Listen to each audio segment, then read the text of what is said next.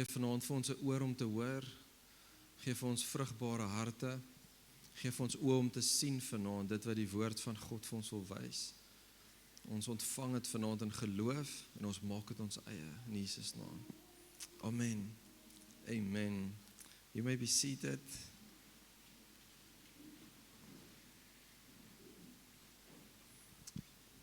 Amen. Are you ready? So I want to share this word with you tonight. One word that changes everything. Say with me, one word. Okay, net een woord. Do you know that when there's only one touch from the King, it changes everything? Glo jy dit vanaand? Het jy dit al ervaar in jou lewe? One word, one touch, that it changes everything. Now, we live in a time, and it's probably more today than in the days of Jesus, but we live in a day of overload. Okay, het jy al gesien as jy daai wasmasjien vol stamp, vol laai? Hy kan nie meer nie, né? Hy's ge-overload, né? So ons leef in 'n dag, we live in a time where there's an information overload. And I want to explain what I mean with that. It is that we in today's life don't only have books and meetings, but we have podcasts, we have, ek meen, in vandag se tyd is daar boeke wat geskryf word, wat jy nie eers weet of dit die persoon is wat dit geskryf het nie, as gevolg van al die tools wat daar is.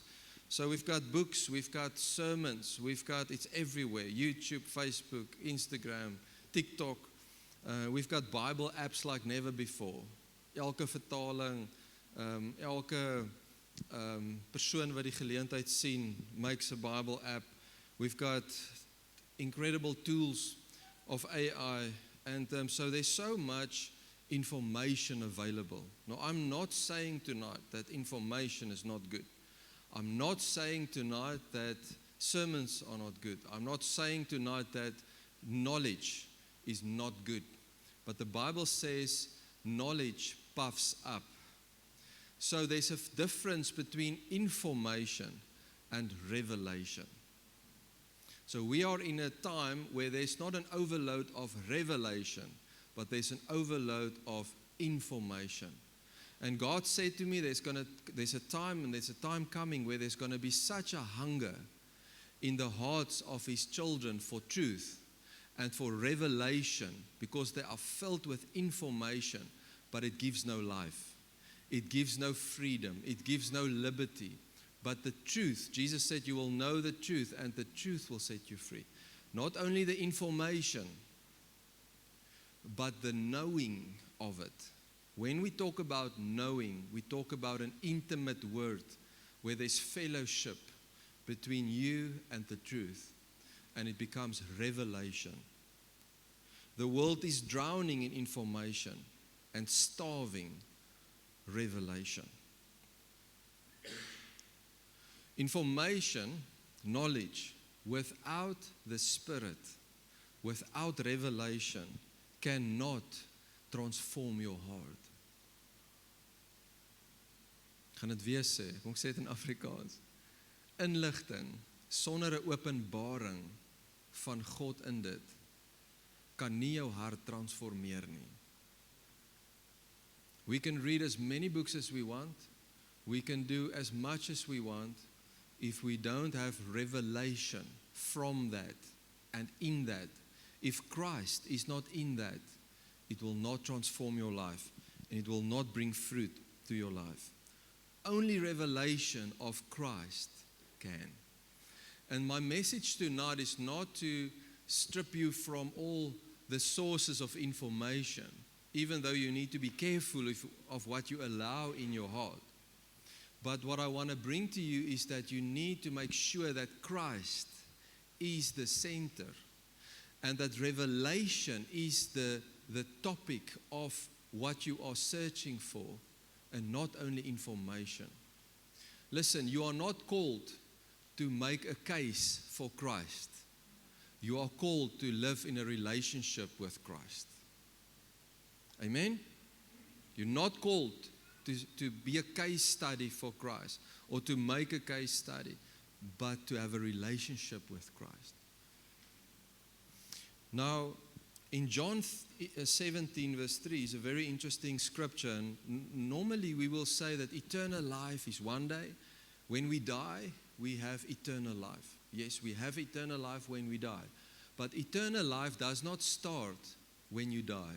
It actually started when you gave your life to Jesus. Okay, now listen to this. John 17 verse 3 says, and this is the words of Jesus, he says, and this is eternal life. So Jesus defines it. He said, it is that they may know you, the only true God, and Jesus Christ, whom you have sent. That's eternal life. When we know God and we know the word, Christ, we know Him, the Bible says you have eternal life. Isn't it awesome? So it doesn't start when you die, it begins when you have a relationship with Christ. Okay? Matthew 4 verse 4, Jesus said to Satan, He said, it is written, man shall not live by bread alone, but by every word that proceeds from the mouth of God.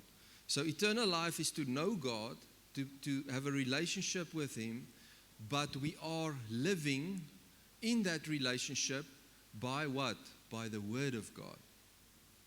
Ja, ons het finansies nodig, soos ek nou net gesê het. Ja, ons het dinge nodig en daar's goeders waarmee ons leef.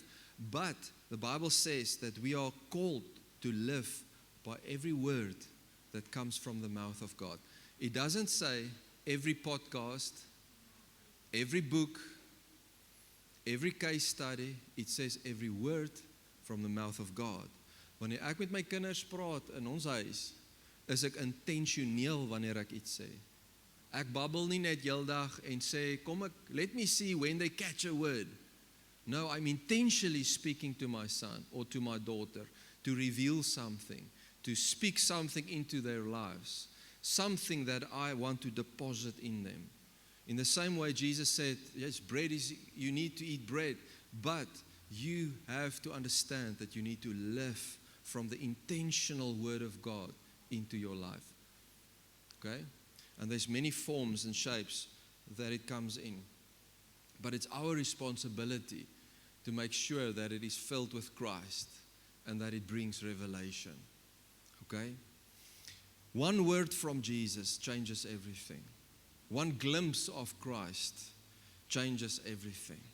One encounter with the living God and the Word of God will change your life.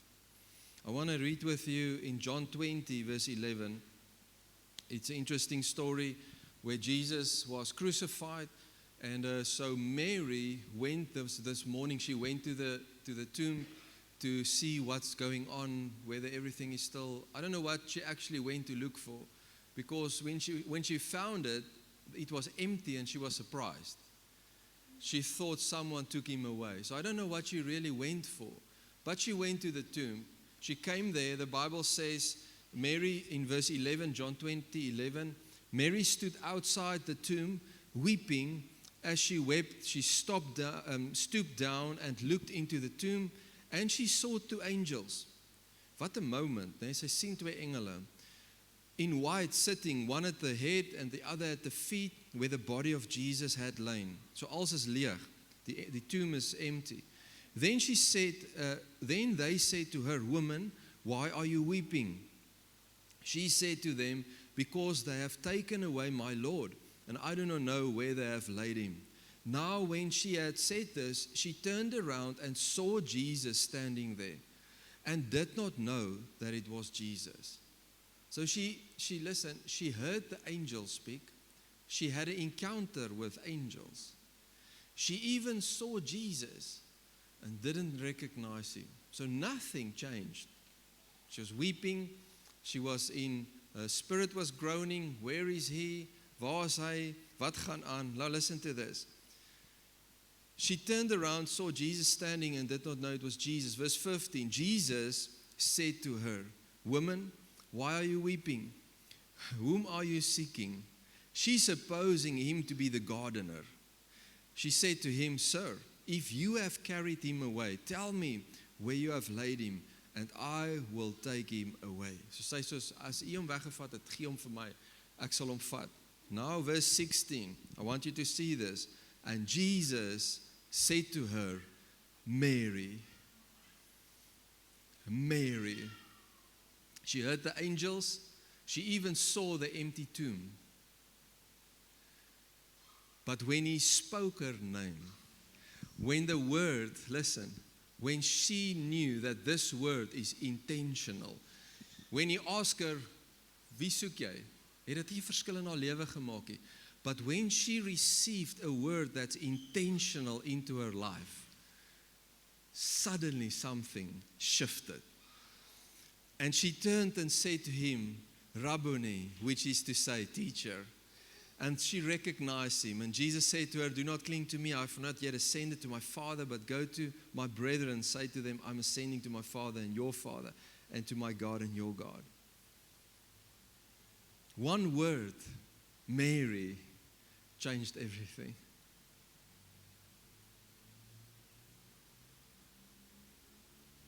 I was a young man, I'm still a young man, but I was a bit younger. And that was one weekend. I believed in Jesus, listen carefully. I believed in Jesus since I was born, dink ek. Het ek geglo. Vandat ek gehoor het, daar is 'n Jesus, ek onthou nog, ek het as klein seentjie karretjies gespeel met my ma en 'n vriendin van haar oor die Here gepraat. Constantly. I praise God for that. Want ek gespeel, maar ek het gehoor Jesus en ek glo alles wat hulle sê is awesome. Ek glo in hom. I believed in him. But you know, there's something happened that weekend where I felt the word of the Almighty God spoke into my heart. Like he said to Mary, Mary, he said to this man, Andre, something happened in my spirit. And I went on a pursuit to find and to seek and to know this God that I felt so strongly. And I want to say tonight to you that one word from God changes everything. Confusion in Mary became clarity.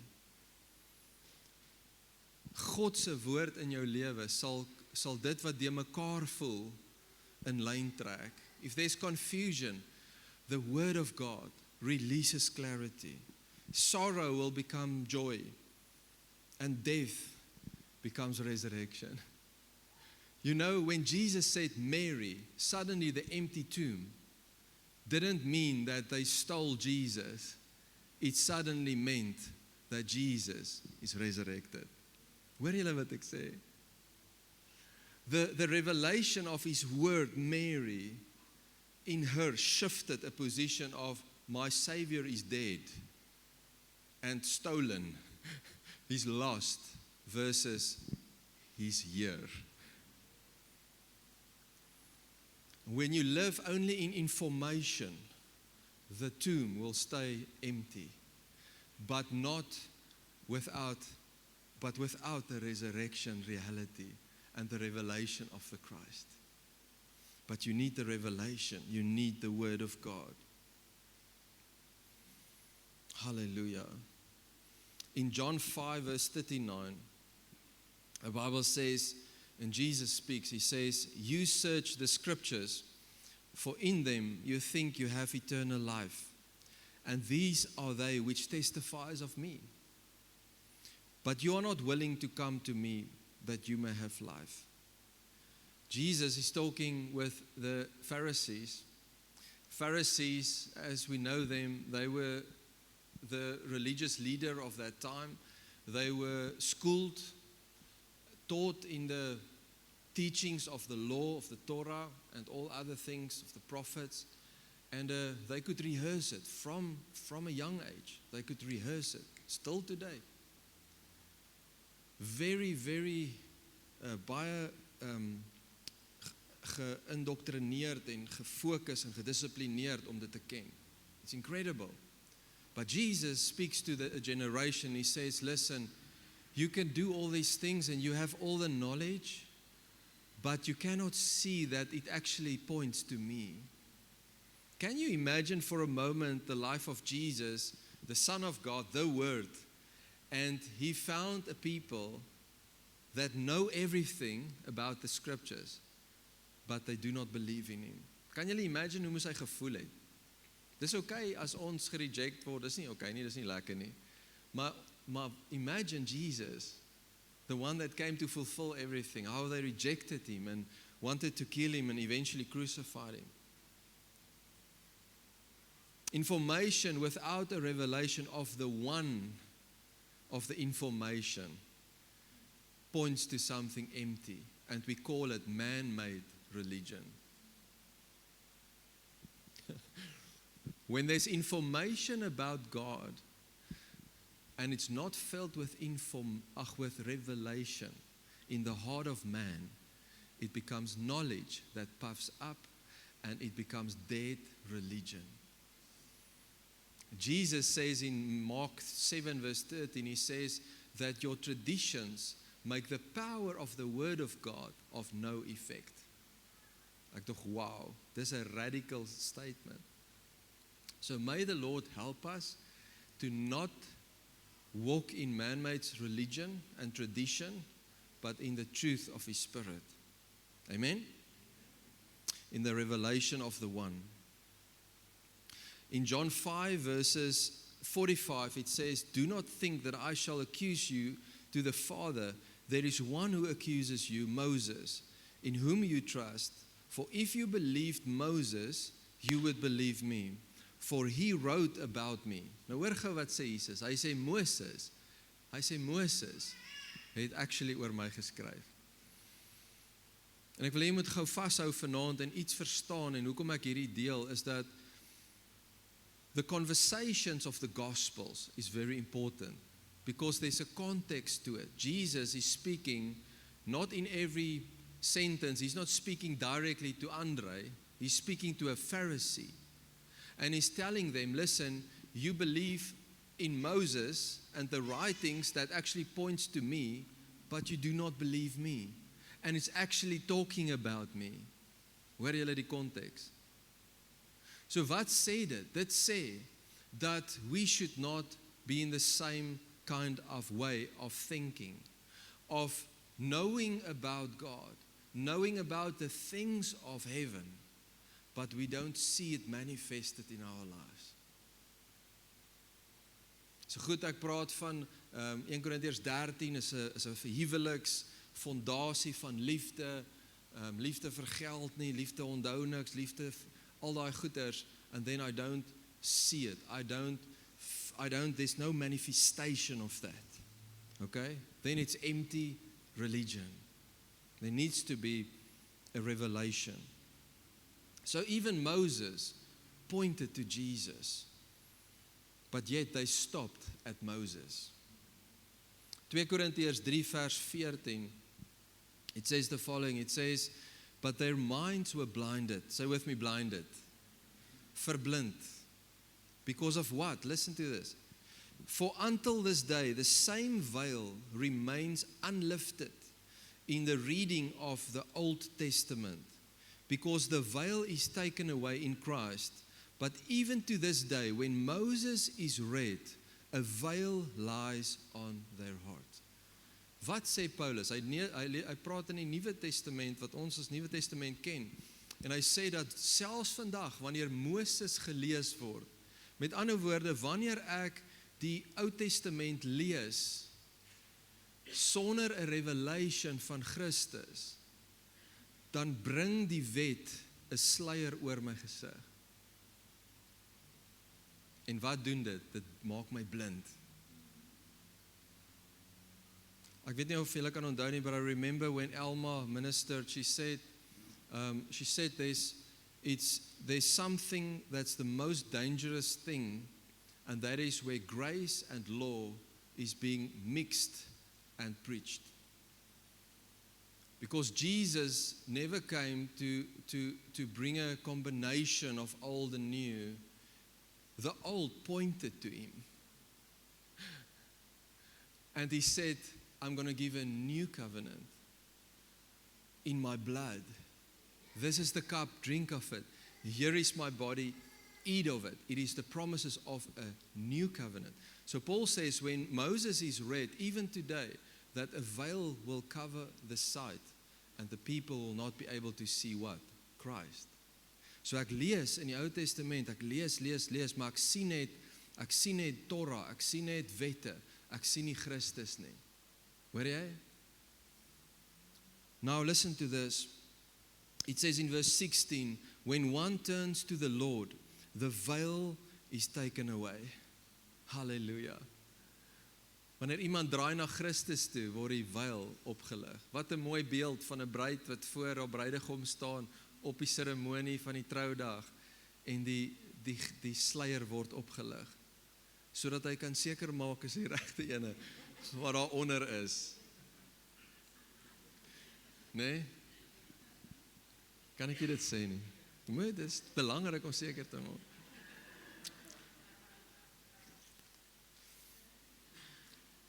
En die bruid lyk so mooi, partykeer anders as wat dit ook nog anders. Moet heeltemal seker maak. But so Paul comes and he says, and I want to show you how he could say this. As jy verstaan wie Paulus was, gaan jy verstaan die krag van waarmee hy hierdie sê. So he says that when there's old covenant and my focus, my word out of the mouth of God is focused on the old covenant, it will be a veil. It will be information. Ek moet hierdie, ek moet dit, ek moet daai, ek moet hierdie onderhou, ek moet dit doen. It becomes a law and it is a veil. But when I turn to Christ, to the Word, wie is Christus? John 1:1, at the beginning was the Word, and He was with God, and He is God.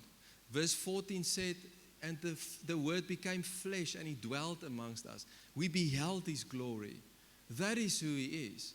So Paul says, when one turns from the veil, from the old covenant, and you turn to Christ, to the Word, and you align yourself that God can intentionally speak into your heart, call you by name, the Bible says the veil is being lifted. And what happens? Freedom comes. Freedom manifests because the truth starts to manifest. So the veil remains when Moses is read, but when someone turns to Christ, the veil is taken away. Without Christ, even the Bible can only be information. But in Christ, listen to the good news, the Bible becomes revelation. And the Bible becomes a mirror, not only to show you who Christ is, because it's all about Him, but it starts to show you who is in the mirror, and that you have been destined to be conformed to His image. And I want to talk about that next week a bit more. One word changes our lives. Amen? Now listen to this scripture in Luke 24, verse 13. The Bible says, behold, two disciples, this is after the resurrection of Jesus, were traveling the same day to a village called Emmaus, which was 7 miles from Jerusalem. They talked together of all these things which happened, and so it was while they conversed and reasoned that Jesus Himself drew near and went with them. So their eyes were restrained, and so they did not know Him. And He said to them, what kind of conversation is this that you have with one another as you walk and are sad? Then the one whose name is Cleopas answered and said to him, are you the only stranger in Jerusalem, and have you not known the things which happened there in these days? He said to them, what things? So they said to him, the things concerning Jesus of Nazareth, who was a prophet, mighty in deed and word before God and all the people, and how the chief priests and our rulers delivered Him to be condemned to death and crucified Him. But, listen, dit is sy disciples. Hierdie is 2 van Jesus se disciples. Nee, dis nou van sy binnekring manne. They say the following, we were hoping that it was He who was going to redeem Israel. Indeed, beside all this, today is the 3rd day since all these things happened. Yes, a certain woman of our company, there's no Mary, who arrived at the tomb early, astonished us. When they did not find His body, they came saying that they had also seen a vision of angels who said He was alive. And certain of those who were with us went to the tomb and found it just as the woman had said. But him they did not see. Then he said to them, foolish dwases. Okay. Nee? Foolish ones, slow of heart, to believe in all that the prophets have spoken. Nou, hulle het al die kennis gehad.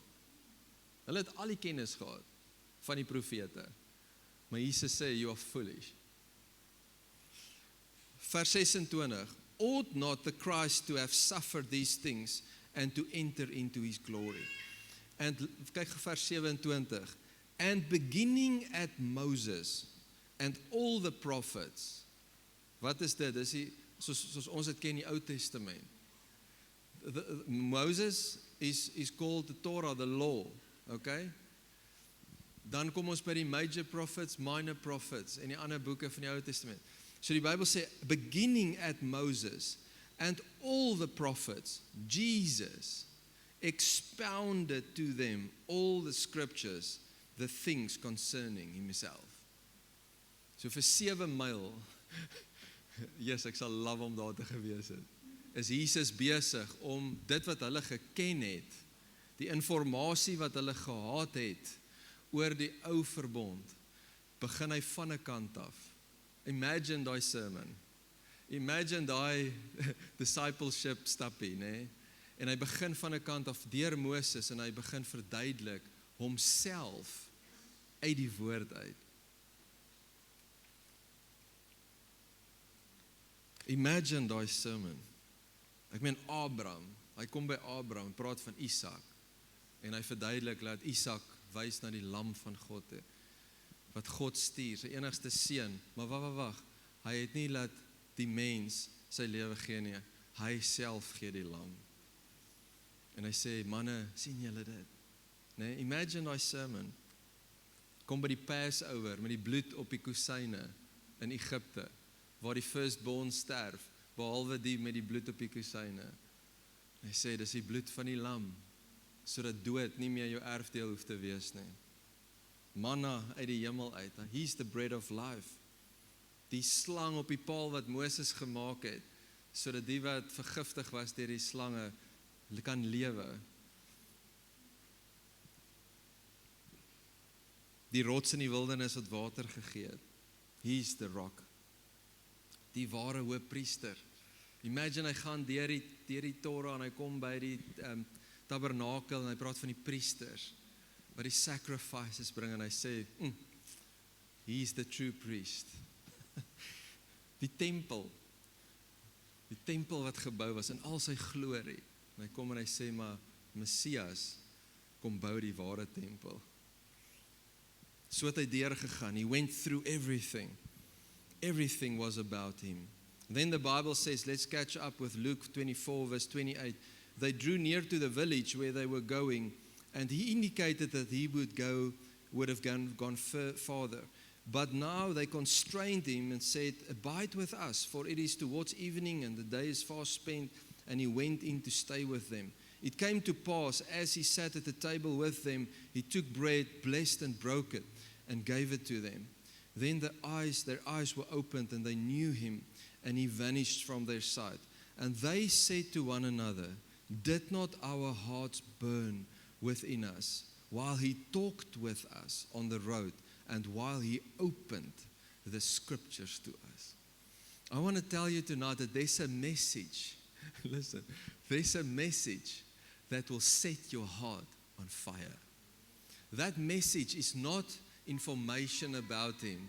That message is the information connected to the revelation and the voice and the word of the Almighty God out of his mouth into your life. That is intentional to build you, to establish you, and to set you up for your destiny. That set your heart on fire. That gives you a hunger for more of him, and that draws you closer to the place that God paid for you in Jesus' name. Isn't it awesome? There's a message that set your heart on fire. And I want to encourage you tonight. You will hear that message in this house, but pursue that message.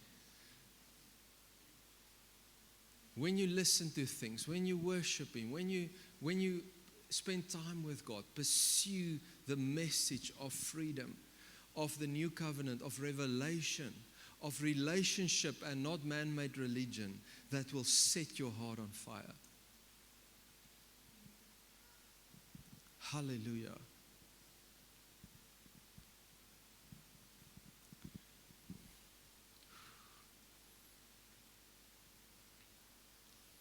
In John 20, verse 30, the Apostle John writes, he says, listen to this, it's incredible. There's so many miracles in John. I don't know, I will suggest if you haven't read John a few times in your life through, start tonight with John and read it again, and read it again. Even if you do that for the whole year, read it over and over. There's so many miracles, so much revelation. But you know what John the Apostle says after everything? He says the intention of his writings. Even though it was given by the Spirit, he as a man, as an apostle, says the following. He says, and truly Jesus did many other signs in the presence of his disciples, which are not written in this book. So daar's baie goed wat Jesus gesê en gedoen het wat nie opgeskryf is nie. But these are written that you may believe that Jesus is the Christ, the Son of God, and that believing you may have life in his name. Yes. Wow. Hy sê as baie goed wat nie geskryf is oor hom nie, maar hierdie is geskryf dat jy aandry sal glo dat hy Jesus die Christus is en dat jy lewe in hom en in sy naam kan hê en dat sy woord in jou lewe kan manifesteer. Ek wil dit vanaand vir jou wys dat die woord van God is geskryf sodat jy persoonlik hom kan ken vir wie hy is. Hierdie was nooit, die intensie was nooit gewees om net informasie te wees nie. Die intensie van die Vader was sodat jy hom kan ken en sodat jy ewige lewe in hom kan hê. Al die kennis is awesome. Kennis is, we need knowledge. We need information. The Bible says it's a fivefold, apostle, prophet, evangelist, teacher, pastor. There's teaching, equipping, there's certain things that needs to happen. It's so important. Information is connected to that. But the intention is to know the author of the book. I will never forget it. A good book that I actually read is the author, his father died, but his father was a man of God. So this son wrote a book about his journey and about his dad and stuff. And he said that his dad became ill. And the kind of illness he had caused him not to be able to speak properly. So, but what happened, because he was an influential man and had a lot of revelation of many things, people still invited him to conferences.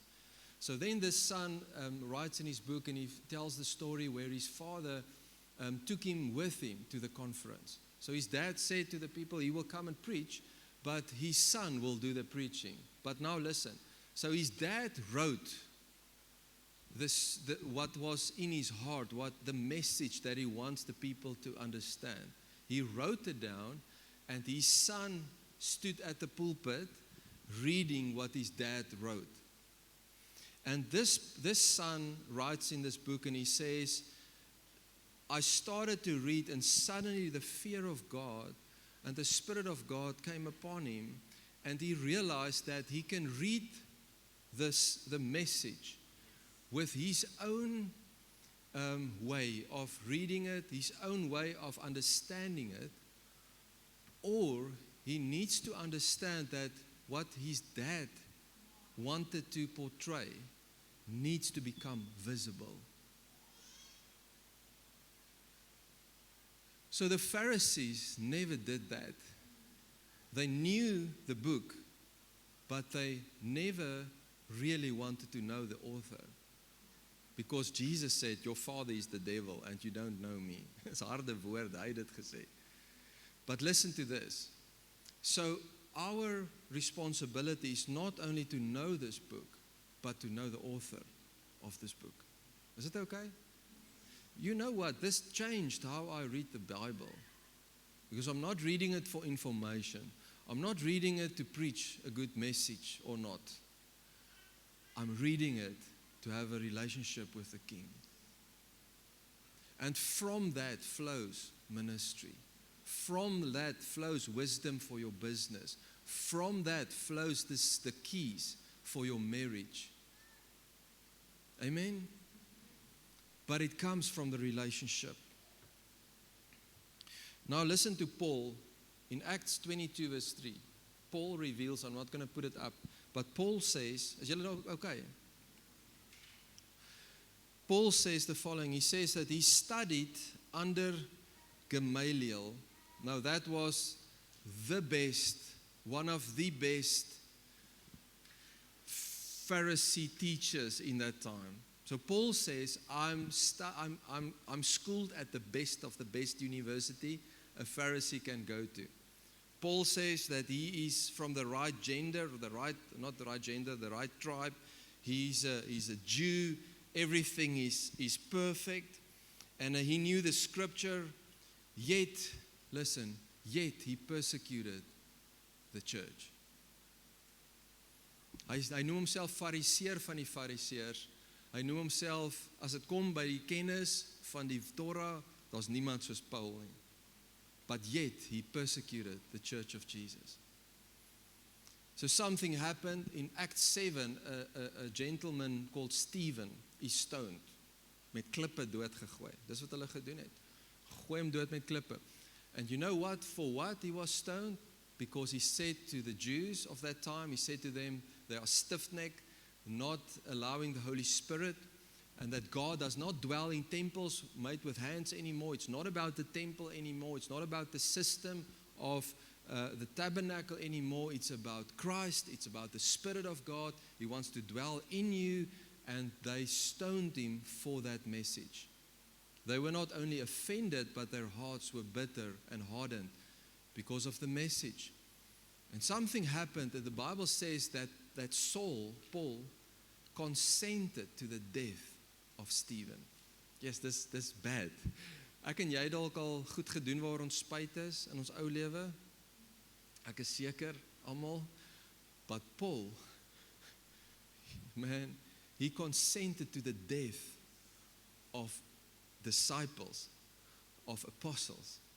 Now listen what happens. He got letters from the Sanhedrin and from the government. So the government and the Jewish religious leaders were very much intertwined. Daniel speaks about the toes, the iron and the clay that was combined. Any case, so we see this whole thing. You remember they took Jesus before Pilate, the Roman government. So all these things were intertwined with one another. So here comes Paul, and he got letters from the legal authorities to persecute everyone. Listen, the Bible says to persecute everyone which is from the way. In other words, pointing to Jesus, the way, the truth, the life. And that's exactly what Paul did, or Saul at that time. I want to read quickly in Acts 9. The Bible says that on his way to Damascus to persecute Christians, Jesus appeared to him. In verse 3, as he journeyed, he came near Damascus, and suddenly a light shone around him from heaven. Hierdie is nou 'n ware storie.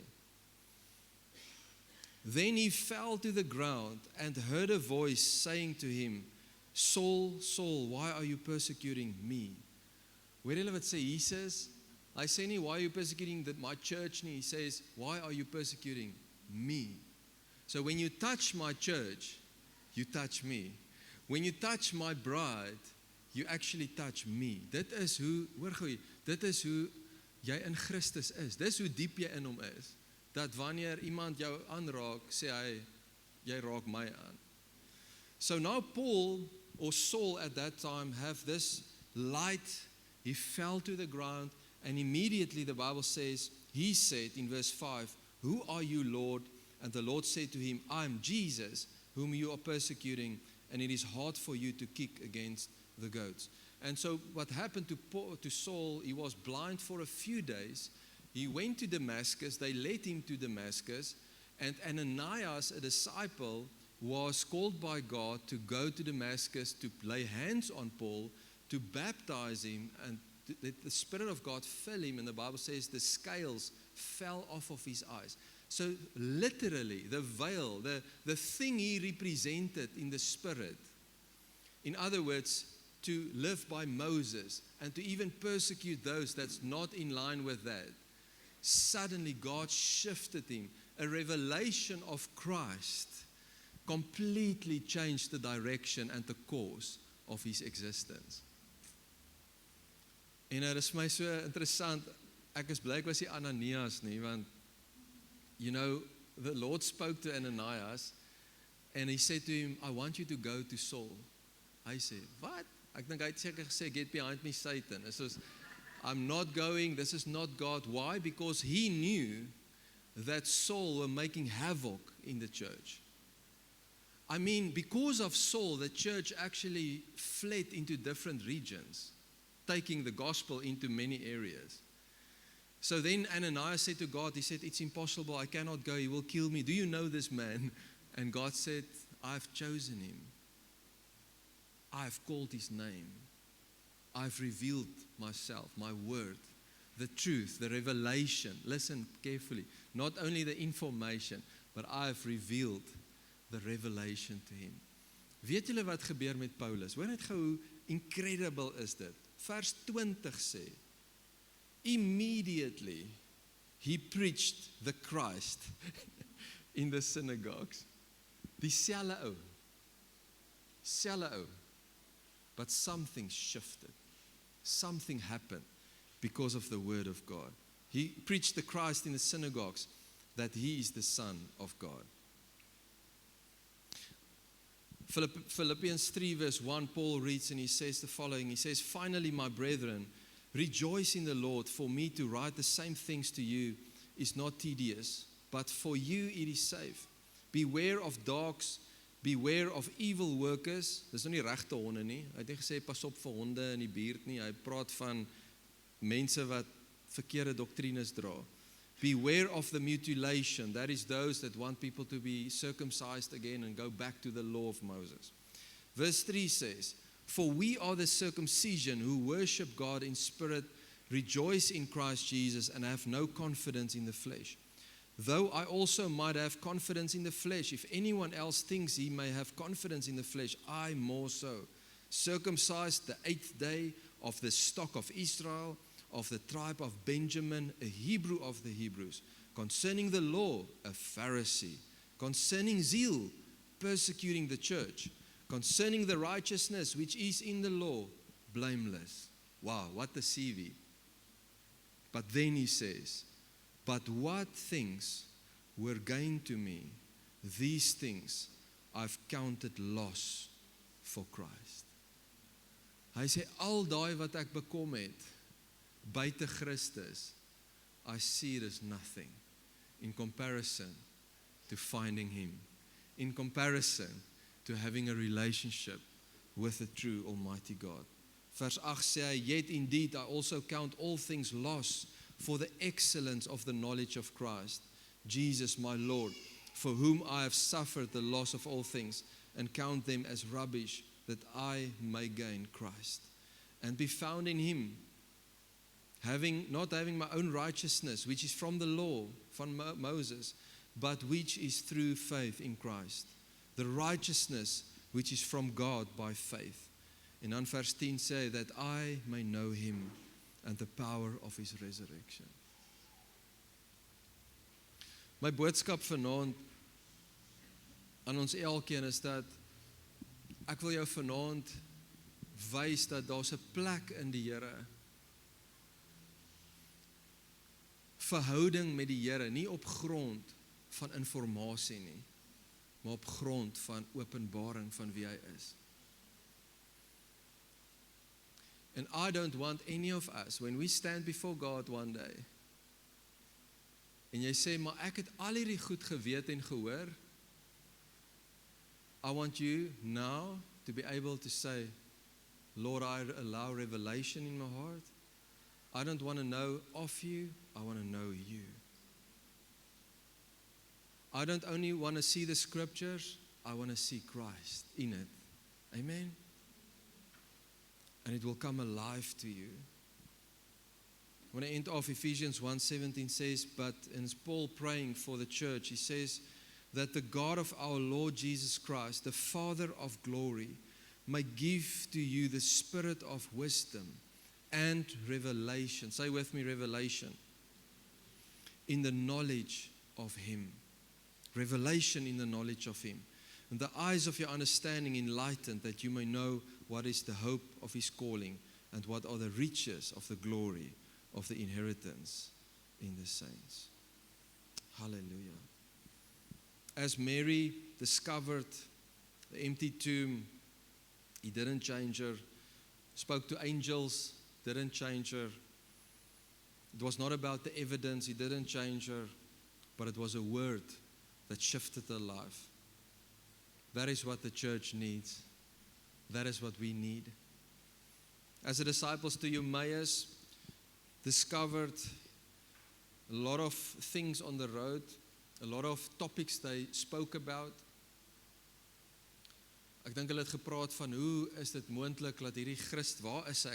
Ons dog hy is die profeet, ons dog hy is Christus. But something shifted. A blurred vision became a burning heart. And that is what the church needs. That is what we need.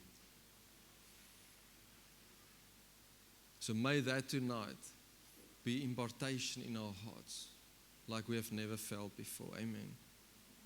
I want you to close your eyes with me.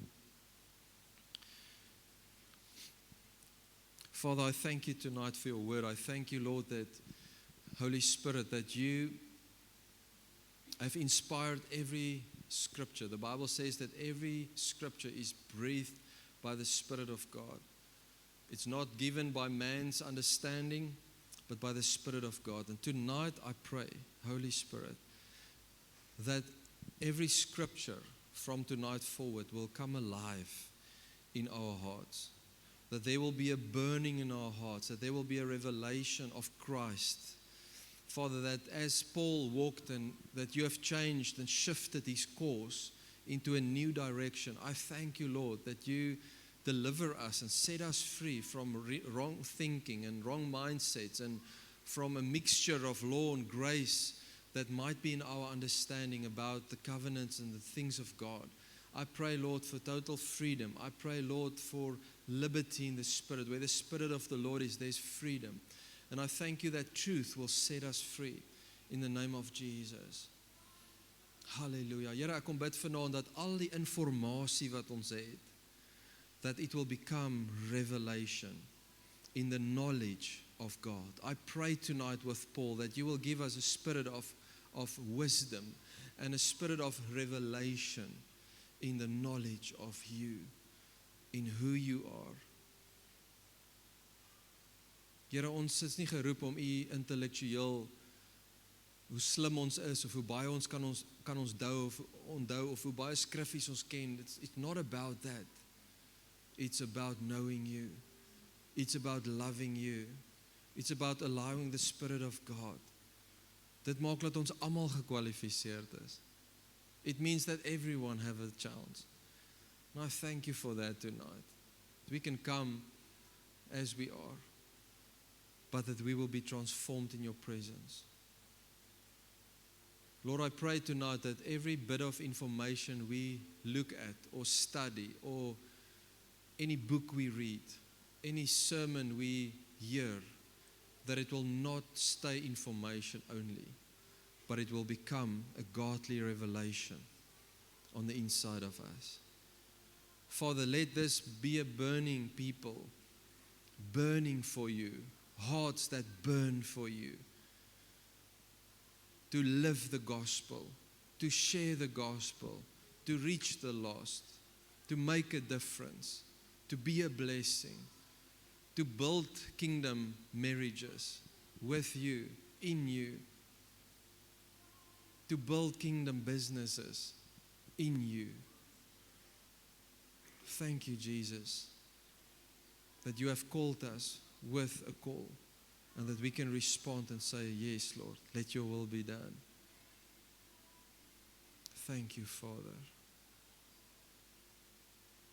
Thank you, Jesus. Amen. Amen. Woe!